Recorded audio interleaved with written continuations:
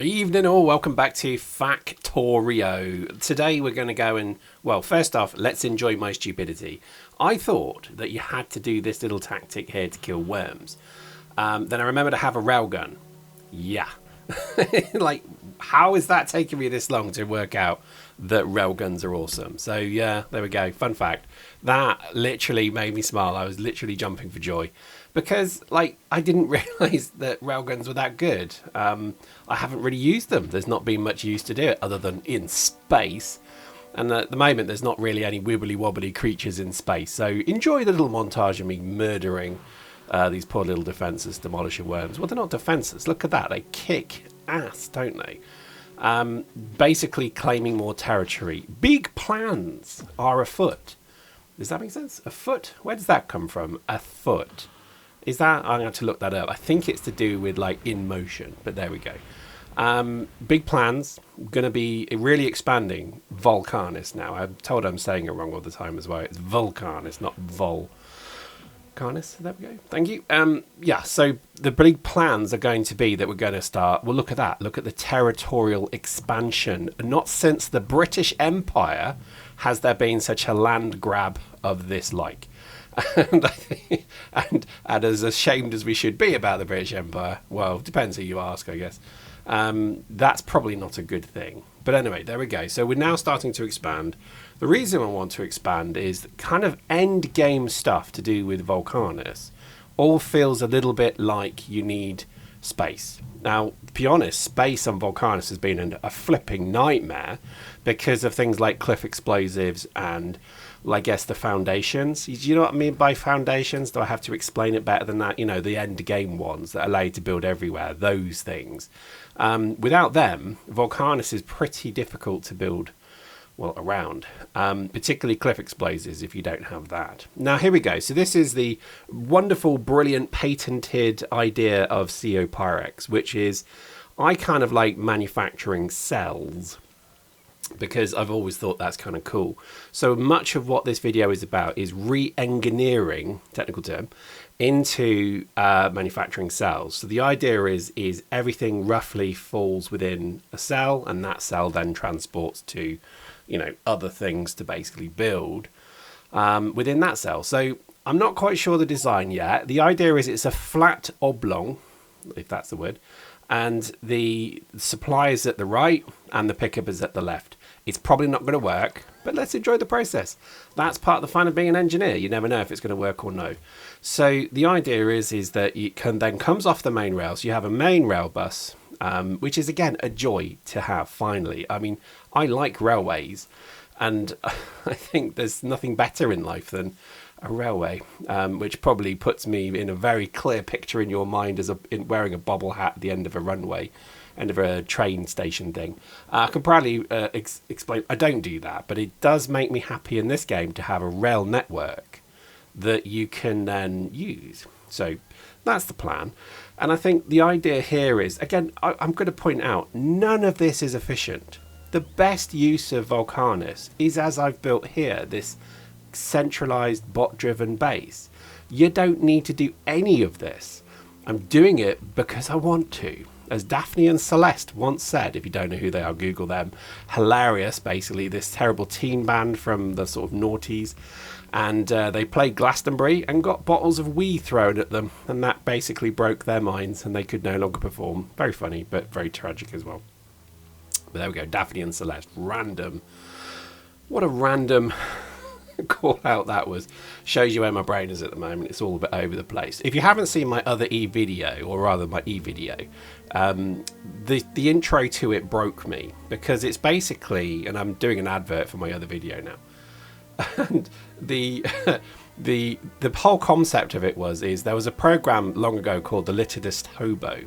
You probably have never heard of it because literally it's like every child's program that I kind of watched as a child. I'll get into like the pub and you sit down, you start having a conversation, and you know you'll be like, oh my god, do you remember like Dogtanian and the Musker Hounds? And they look at you like you've just stomped a kitten to death.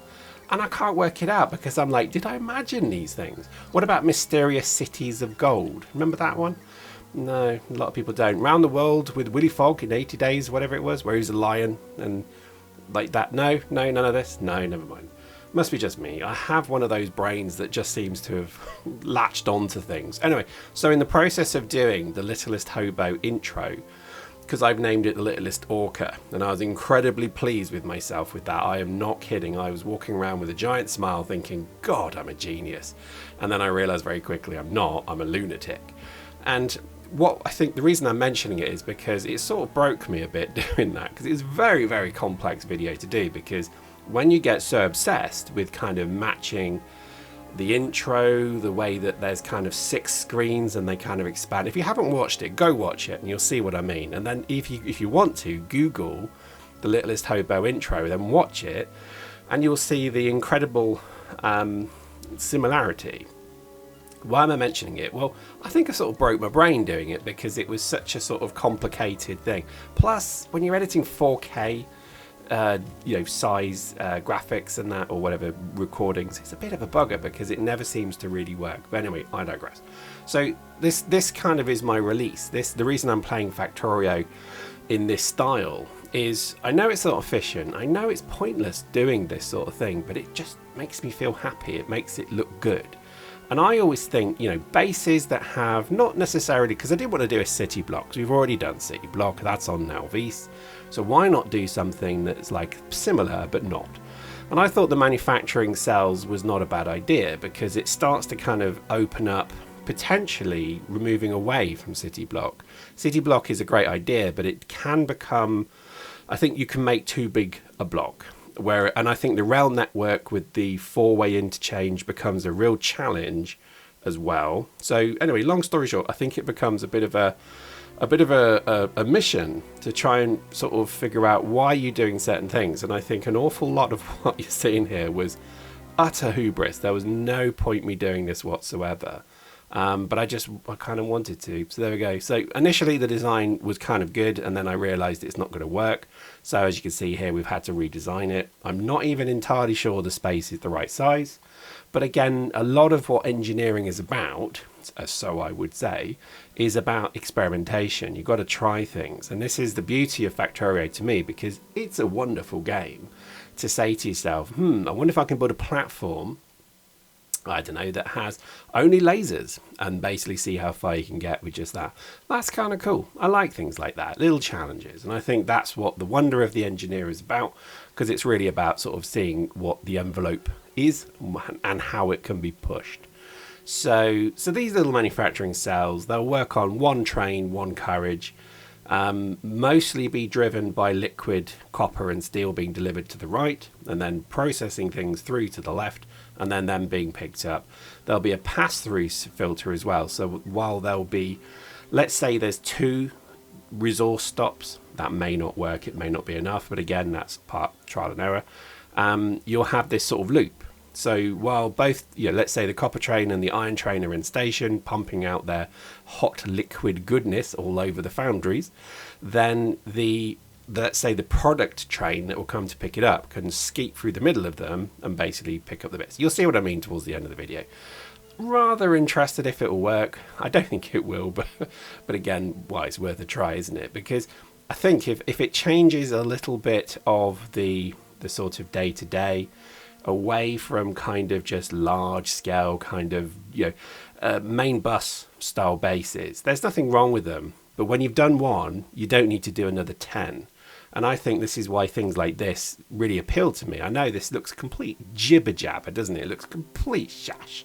But the thing is, it's kind of therapeutic for me to do it, because it's like, well, is it possible? Is it something that could be quite cool? And it's probably not big enough. And this is where I think beacons will be a massive part of this build, because you're just going to need a huge amount of beacons to make it worthwhile, because you can't fit 20 foundries. Well, you can, but you can't really fit 20 foundries.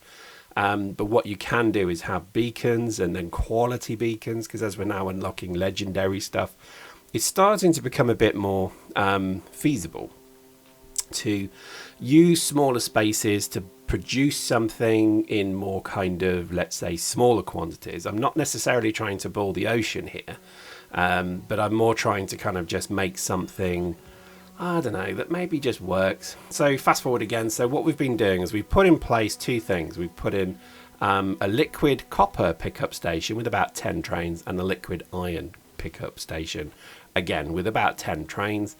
One carriage to one car, if that makes sense. That's it. So what I want to do is then have refueling stations. I know I need another refueling station for where we have double-ended trains, because we do have a few of them. So I'll leave the middle one clear for that.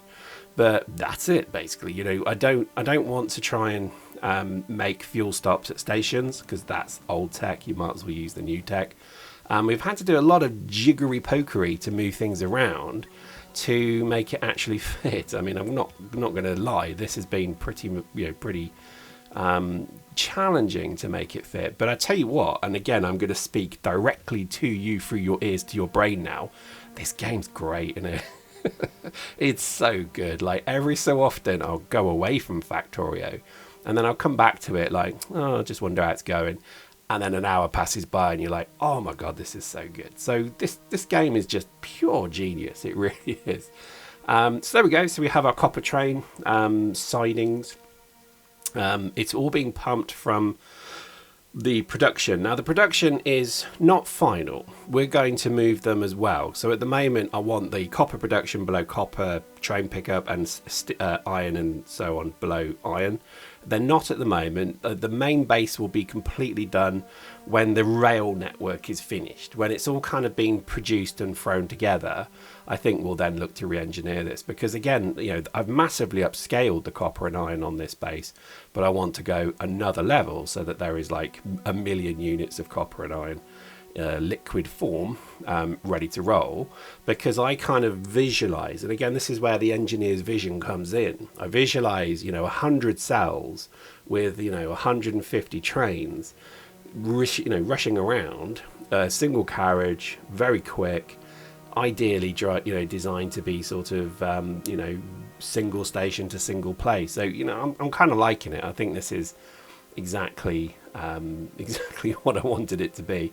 The main base is frustrating though, because of all the end products in there. You know, there's a bit of a debate here. Do you just import everything again? You know, do you really need to make everything on this planet? I think the answer is yes, but at the moment I'm a bit 50-50 on it. I don't know, maybe we'll do that, but as you can see, you know, this is coming together quite nicely. I do like this kind of design with the sweeping arches into it, if you see what I mean when I just zoom out slightly. They're like a cell or a network off the main rail. So once you've passed that point, you're then in the network, the group, the circle, whatever, and then you're then waiting to rejoin the main railway network. I quite like that. There's definitely something, there's something sparking with this. Again, it may not work, but the idea is you've got small numbers of trains quickly moving. So, you know, I think as we start to add more, we're probably going to find that 2 rails isn't enough, but, you know, let's see. Yeah, so ideally, and you can see I've doubled this, so now we've got things like 10 cells there, so and it's been flipped, so we've now got basically the space is kind of there. I guess the next question is, what do we start to build? It makes sense to start with the obvious stuff, so chips and things like that. Maybe that's where we go, because Volcanus is so different. It's difficult to kind of figure out how to do certain things, because you know, if you wanted to make, let's say, cogs, iron sticks, steel steel girders, whatever they're called, iron plates, that's one train, and it's a foundry. So this is why it's quite compelling, because I mean, we've done 8, there we go. But as you can see, it can expand upwards. Oh, look at that! Our fuel stop is working. Isn't that sexy? Isn't that just wonderful? So I love that sort of input output. It's probably not going to work because, again, I think it's going to get all jammed. But the idea is to kind of keep away from large trains. We do have some double-headed large trains, but they seldom move. Things like coal, things like calcite, doesn't move a huge amount. So let's see. So let's go to a cell now.